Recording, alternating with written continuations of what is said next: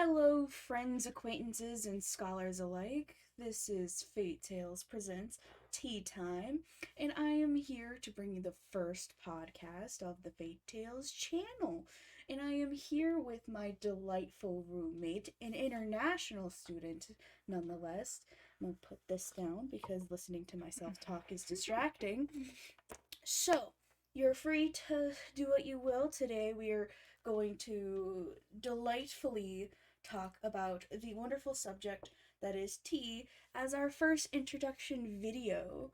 Today's tea is a delightful Lady Earl Grey by the Twinnings Company. Hashtag not sponsored. So, what do you think of this tea? Hi everyone, this is Moni. Oh!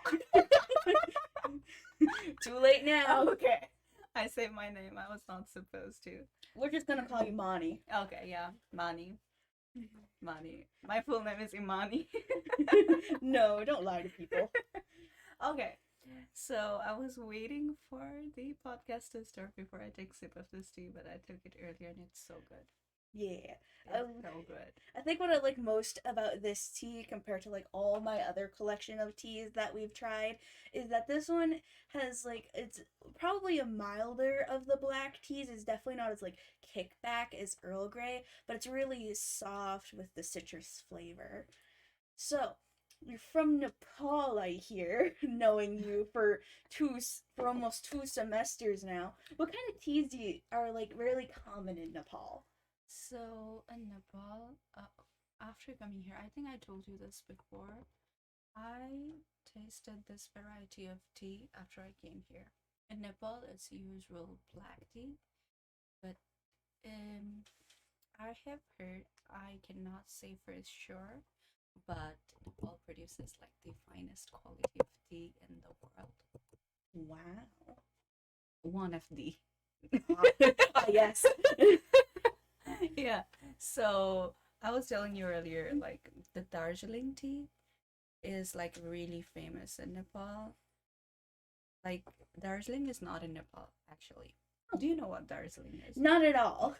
So Darjeeling is like a really beautiful place where like there okay, just Google Darjeeling and you will see like it's the place with hills and mountains, and it previously used to be part of Nepal. And when there was like history. We're not history buffs here. When British people colonized India, did you know about this? Yeah, it's one of the only things we probably know about India. Yeah, the Mahatma Gandhi whole thing. Yeah, where the UK or the British came and basically said, "Ooh, India, that's ours now." Yeah, okay, I don't know if we should be laughing about this, but Eh. So yeah, um, during that time, Nepal's part Darjeeling, Sikkim, Nepal used to be like bigger. I think it was that time around, but it used to be bigger, and it was like then like given to India with some sort of treaty that was signed by Nepal and India, and some part of India were then given to Nepal. It just happened like that. And Darjeeling used to be part of Nepal, and even now, even if Darjeeling is part of India, the culture, people, like language spoken over there in that, let's say, state is everything like very much, because it is from used to be Nepal, it's so much like Nepal. So Nepali people love to go there to experience their culture and all that stuff. Well, Yeah. that's cool. Because, like, India was a really big facet to, like, the spice trades and all that. So it's really interesting to hear about, like, how Nepal, being so close to all that action, stands up against it to be, like, its own individual identity Mm-hmm. or to, like, integrate itself into those type of personalities. Mm-hmm. Meanwhile, I'm just sitting over here creating funny pictures. And, well, not funny pictures, but the last video I did on my channel was basically a meme. So that was like 6 months ago. So I get the privilege to be your first podcast guest or something? Not quite. the With the Fellas was probably the closest to a podcast, but it has been a while. So, but in terms of intellectual conversations, you are my first guest, Mm-hmm. and probably a reoccurring guest if anything changes. If not, oh well, this was meant for fun. Let's see. So yeah, the main goal of what we're trying to do here, we're going to sip on a different tea each video. You might see some reoccurring favorites, we'll see. And we're going to just chat about random things that have to do with culture, maybe a little bit of gossip, maybe world news, we'll see. Mm-hmm. So some of the things that I think is most interesting about our dynamic is just the differences in what we do, but how much we integrate it together to create very intellectual conversations, regardless of how different we are. So, for the crowd, we both are roommates, obviously, Mm-hmm. and I study global studies, mostly Japanese, so I end up learning a lot about Southeast Asia within my studies. However, Nepal is often overlooked unless I was studying Buddhism. However, my delightful friend Moni here, otherwise known as Momo, or the Lilac Queen, as I'm going to call her now,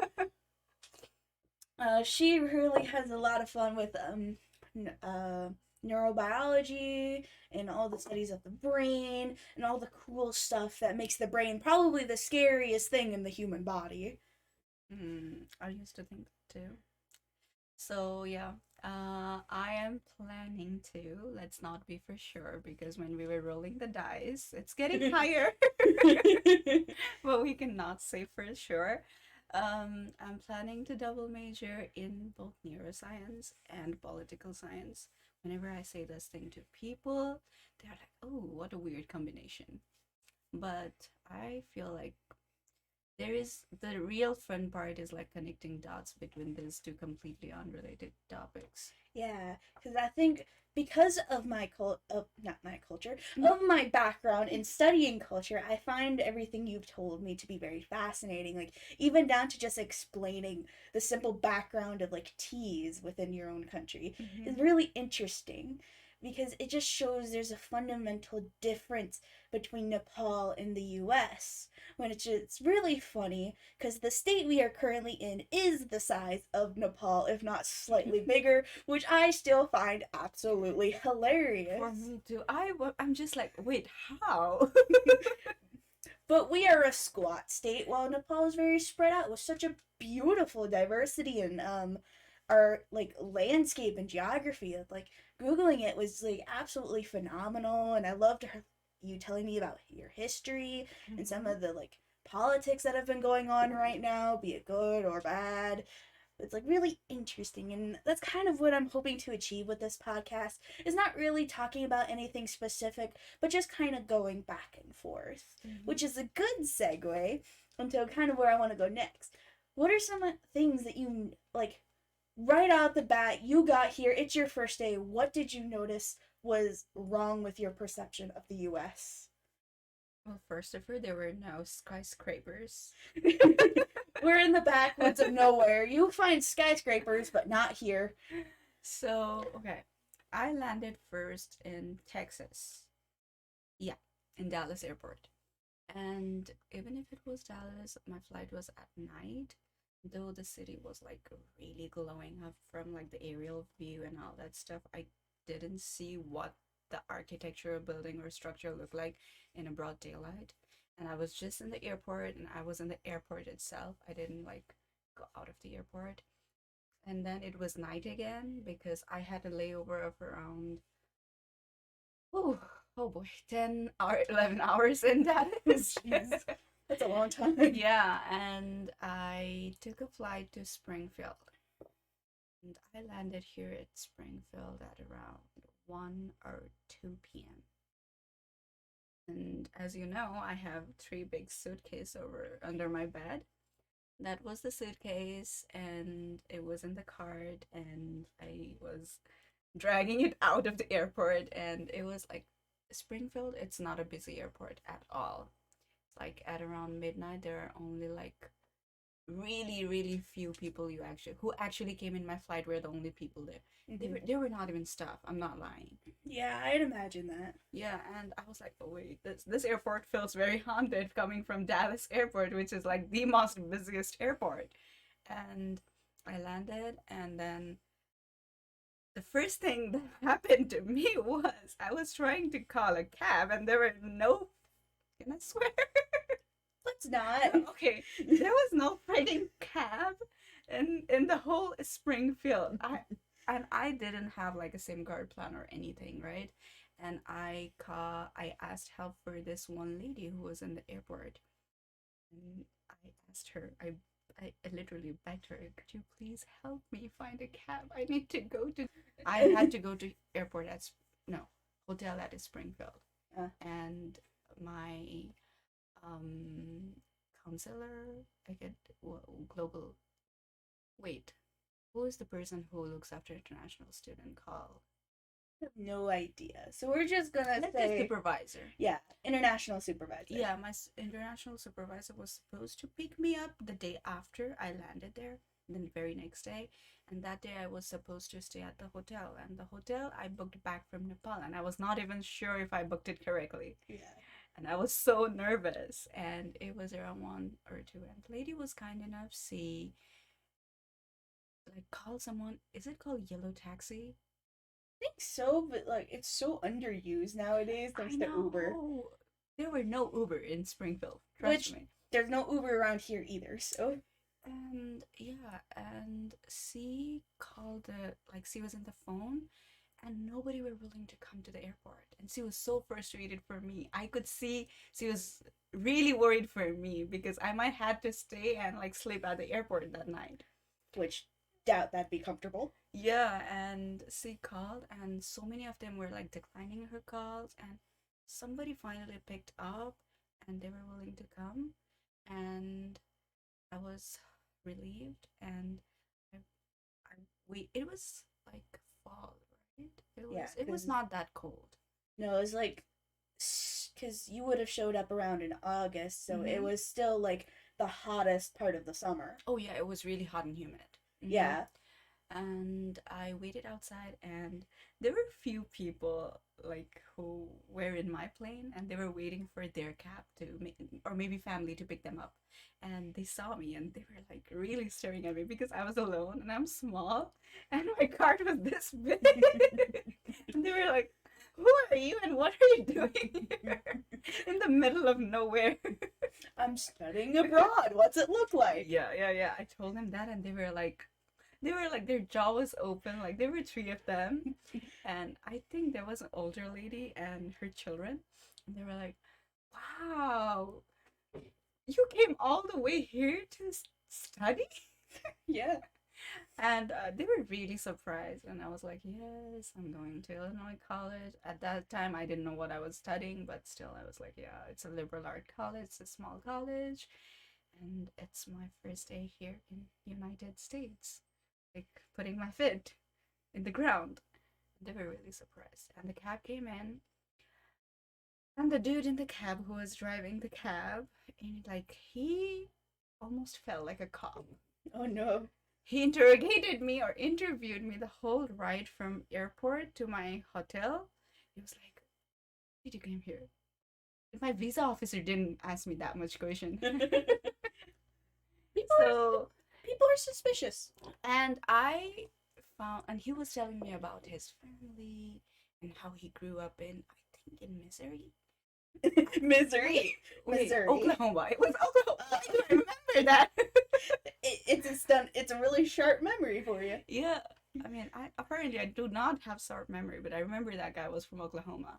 And he was telling me about his family, his wife, and that was the point where I figured out like they they like to talk in detail. Like it's not like they're very open. Yeah. We are very superficial people, and we will gladly talk about Oh, ourselves. okay. No, that's not what I picked up from that conversation. I was like, this guy in particular is very open. Why is he telling me all this stuff? Because at that point, I didn't like have a conversation with any other people. He was like maybe the first guy. Which is almost accurate to a lot of people. I think even more so with like older people, even. Mm-hmm. Because like people from our generation might be more recluse, but we're still friendly for probably like 10 minutes of conversation and then we pick up and leave. Yeah. Oh my god, this tea is so good. So one of the big things that kind of shocked you was just kind of like how friendly people were, I would Yeah. assume. Yeah. Even coming here in college itself, I was like, wow, why are they so nice to me? I think that's one like perk of the US is we're weirdly good at um small talk Uh-huh. because like we don't establish connections fast, but at the same time our relationships are so quick Mm-hmm. that if we don't establish just kind of like a general not awkward presence about ourselves, we feel like we're always being judged. Which I Mm-hmm. mean is true of any culture, but Yeah. it's still interesting to see the difference there. Mm-hmm.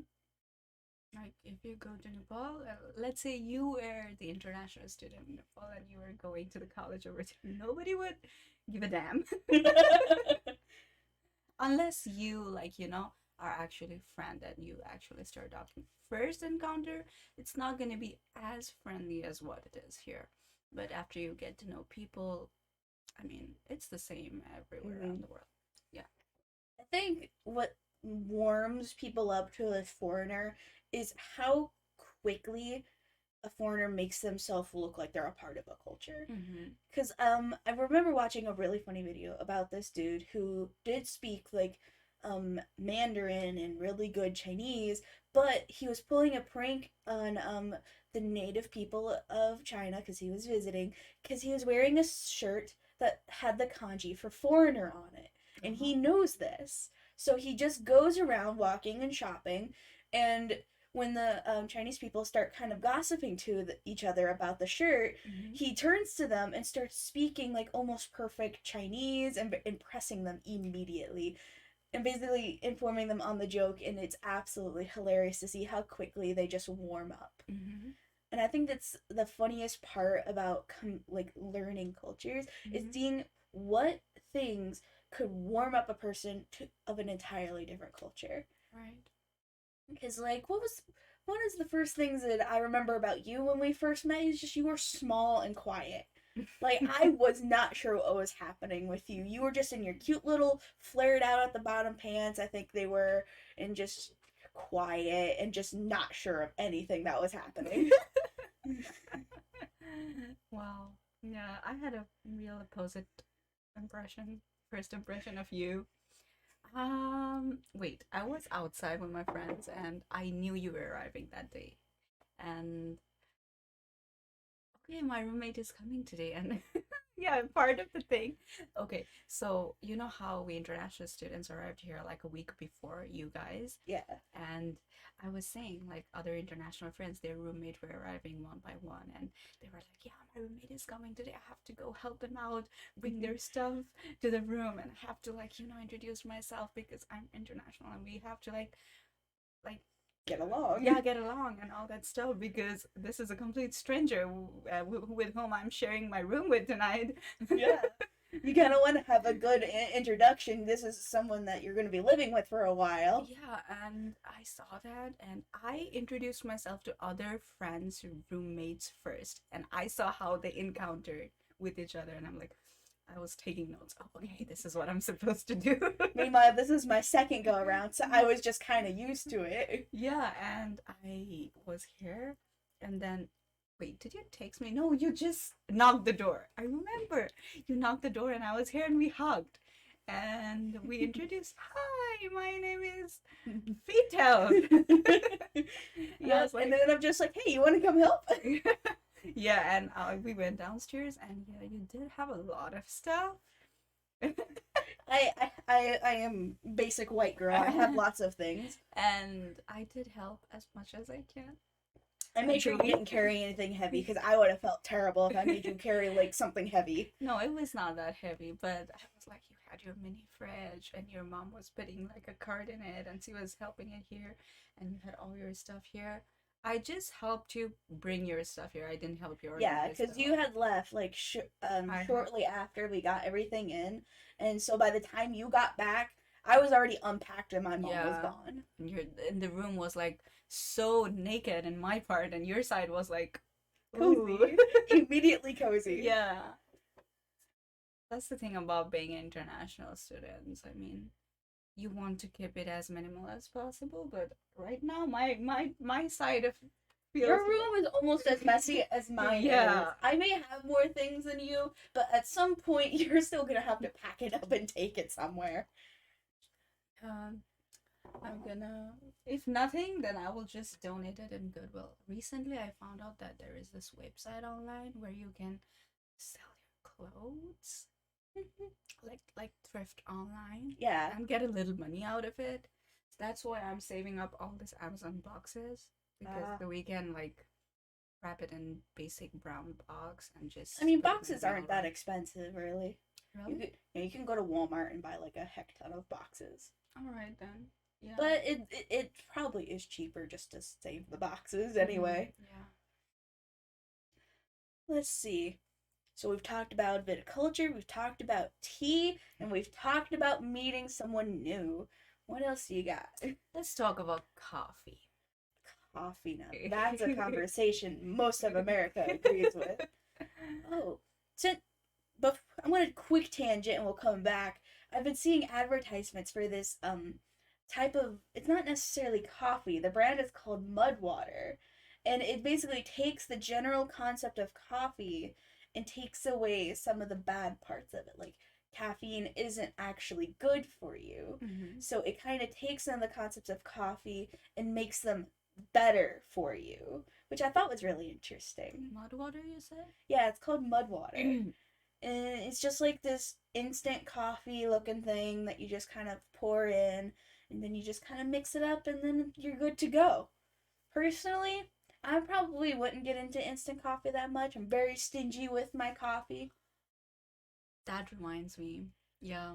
So this past few days over the summer break, spring break, I had a lot of instant coffee in my drawer, and because Starbucks was not open. By the way, I work in Starbucks. Yeah, so you've been very spoiled with being able to make your own drinks. Yeah, my own drinks, and somehow my like taste bud got used to making like fresh coffee, like Mm-hmm. straight out, like Like those beans were freshly grounded. yeah, that's what I was looking for. Thank you.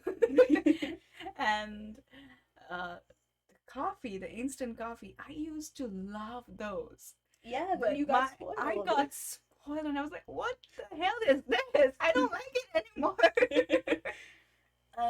A lot of, and I think a lot of what come down to coffee is like its quality, where you get it, and how much of it you use when you make yourself a pot. Because I'm a weak coffee person. I'm gonna be real, my coffee is not that strong Mhm, compared to like what the cafeteria serves us or what Starbucks makes. mhm, So those coffees are very bitter to me because I think they use too much ground in them mhm, because there is a lot of like weirdly intricate things about making coffee that you don't consider. Like the quality of beans can affect the taste, mhm, how much of the grounds can affect the taste, how because that makes it strong or bitter. How fresh is the coffee changes its strength. If it's like the first cup out of the pot, that's right, going to be really strong. mhm, And I learned that from my aunt. She would make coffee and the pot wouldn't even be finished brewing and she's already for making the first cup because that is when it's its strongest because that is the first run of the water. mhm, But tea is runs fundamentally similar, mhm, but it works differently. Tea, what I've learned about tea is it actually, different teas have to brew at different temperatures to really get the most out of their taste.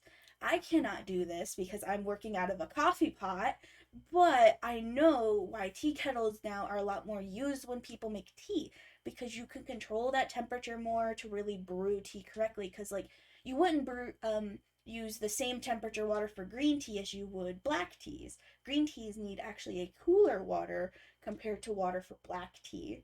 And the steeping time also changes how the tea tastes. If your Mm-hmm. tea is bitter, like let's say we're going to say actually jasmine tea, because you Mm-hmm. can enjoy jasmine tea without sugar. If it's bitter, it's been steeped too long. Okay. Because about the average tea bag probably needs about a minute, 2 minutes for it to steep fully and get all those flavors. The longer, the more bitter it is, meaning you had to make it unhealthy by adding sugar. Uh-huh. So, those are some of the interesting things I've learned as a tea enthusiast for our tea time, even though I learned these like 5 years ago. Let me give you the credit. She makes the best tea in the Oh. entire planet Earth. And all out of my coffee pot. I mean, my uh, tea, I haven't tasted very many tea. Wait, okay. Back in Nepal, I have a friend who has this legacy. Her father, her grandfather used to own tea shop. Her father owns tea shop, and she helps her father out in the tea shop. And her shop is in like shop. Is it shop or shop? Shop. Shop. Shop. Okay. Yeah. So she has her shops in the middle of like one of the. Do you know UNESCO? I do not. United Nation World Heritage Site. UNES. No, it's like the United Nations assigns like the World Heritage Sites. Like this is the World Heritage Site of the world, and there are Oh, so many places in just in Kathmandu that is assigned by the UN as the World Heritage Site. wow. And so her tea shop is like in like right in the middle of one of the World Heritage Site. That's so cool. And I went there for my last birthday. It was like 2 months before I came here to United States. Yeah. And she is actually my cousin's friend, and that's how I became her friend. And my cousin took me with her. Okay, let's go to her shop. Let's taste her tea, like what she have got. And like she told me the thing you just told me, like it takes a lot to brew a good cup of tea, like to understanding what chemistry goes in there. And she made me this tea. I think it was rhododendron tea. Rhododendron is a national flower of Nepal, and rhododendron has like Oh a yeah, you told lot me of about it. medicinal value, and it only grows in like the high mountains. And you know how mountains is like our biggest Yeah. asset. It's like 1/3 of your geography. Yeah, and rhododendron has a great significance that's related to Nepal. Not every rhododendron, okay, they have different colors. Mm-hmm. Especially the only rhododendron that signifies like is red one. Oh If yeah, you see yeah. the coat of arm of Nepal, it's Yeah, and you outlined showed with me that. rhododendron. Yeah, it has a lot of significance, and they make tea out of rhododendron. And Cool. the teas she had in her store where like her store was mostly to attract like foreign tourists, not Nepali customers Which themselves. makes sense. Yeah, and but she brewed us tea, and I saw her doing it. I have video. I will show you sometime. And she was doing it like as a like she knows what she's doing, and she made this tea, and I saw all variety of tea. They like the tea they were selling in the store, and some of them were hell expensive, like $1,000 just for Wow. like 1 kgs, kilograms. Yeah. Yeah, I was like, oh, I didn't know tea has such a. But at the same time, if it's only grown in one location, that price is validated. Yeah. I may be English, but I cannot speak English anymore. I swear. I'm surprised how I am not like just paused in the middle of my sentence. You're doing Yeah. fantastic compared to me. Meanwhile, I've been struggling to say intellectual. But like, Now I that I'm think getting it's conscious about it, I might pause. one of the things that I remember learning about just randomly going based off of like the expense of things. I've recently learned that like New Zealand has this type of honey that's only made there because the bees that have to pollinate a very specific flower that is only found in certain parts of New Zealand. So That's so cool. it is, and like the look of the honey is unlike any of the honeys you can find around here because it's like it's got a dark yellow amber color and it's a thick honey. Like the other ones have a very smooth look. No, this looks chunky, and it's so interesting to look at. And this honey is so well regarded that it has to be put through a laboratory before it can be sold, just to verify that it is authentic honey. Oh, wow. And it sells for so much, but it is the best honey apparently, just because of like the rarity of the flower that is has to be pollinated to make this honey. Wow. And like you have to go through helicopters to even get to this honey. Wow. But I'm not surprised. Wow. Yeah, I learned that through an economist channel of like what makes why is this so expensive kind of thing. Are you talking about the YouTube channel? Yeah, it's like an economic YouTube channel. Yeah. I watch that sometimes too. It has cool stuff, yeah. And I find it interesting, but when you actually like break down why things are so expensive, then it's like, yeah, valid. But at the moment when you don't know this stuff, it's like, why does it need to be that expensive? So I think that's why I think the how do you pronounce it? Rhododendron. Yeah, that. I think that's probably why it's so expensive, is because you can only find it in Nepal, which I think is something to be proud of. No, I don't think the flower is only found in Nepal. They are found in other parts of the world too. It's just that it has a lot of significance in Nepal because it's found in, I think, abundance in Nepal. A lot. Well, still, the significance and the general geography of it would make it very expensive, especially locally. Yeah, I think. Yeah. So we were talking about coffee. How did we land up to tea again?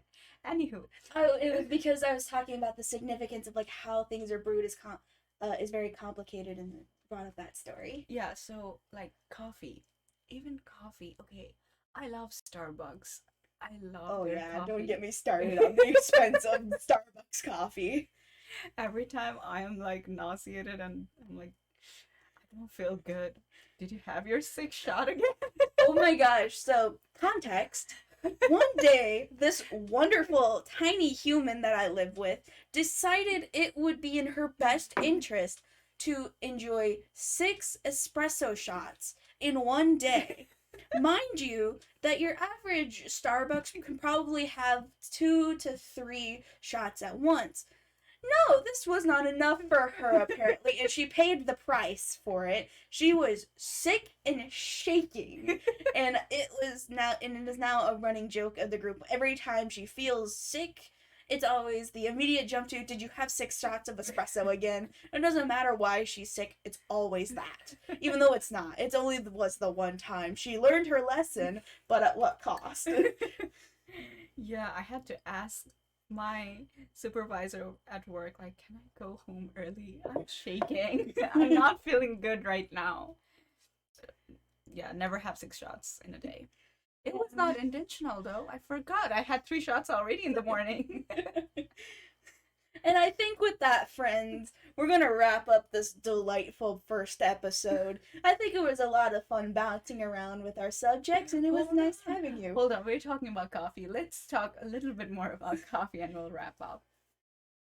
Let's save it for the next episode. Okay, coffee. We'll start with coffee then. Yeah, we'll start with coffee in the next episode. Until then, friends, I'm Fatetales. This is Moni, and we'll see you again next time. See ya.